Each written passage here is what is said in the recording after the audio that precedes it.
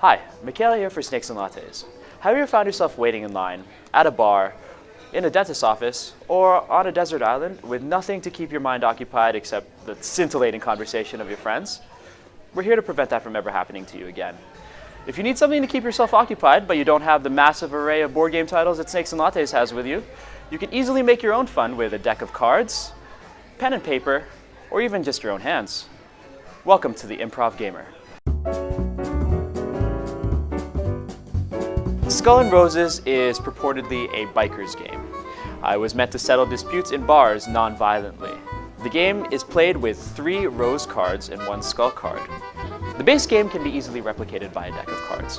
All you need are 3 cards that are relatively similar in appearance, and 1 card that is visually distinctive from the others. They can be 3 cards of the same suit and 1 of a different suit, 3 cards that are the same number and 1 of a different number, or my personal preference, 3 regular cards and 1 face card.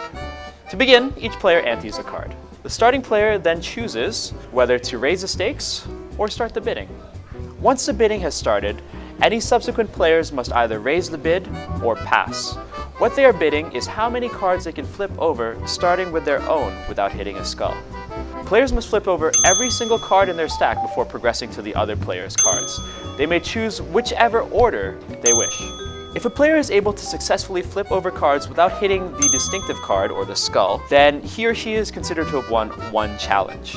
A player who wins 2 challenges wins the entire game. The game Skull and Roses contains player mats, which can be used to indicate whether or not a player has already won a challenge. For our purposes, with just a deck of cards, you can simply take one of the unused cards from the deck and keep it in front of you. If a player hits a distinctive card or a skull, they must lose one of their cards at random. A player who has no more cards remaining is eliminated. If you're at the bar and you don't have a deck of cards on hand, you can replicate this game with a set of coasters. All you need is 4 for each player. Ask anybody who works there, but be sure to tip well. Of course, nothing really beats an original board game in terms of aesthetics.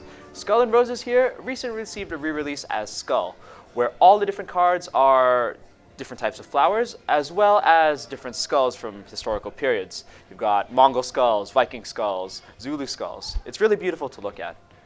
Thanks for tuning into the Improv Gamer. We'll see you next time.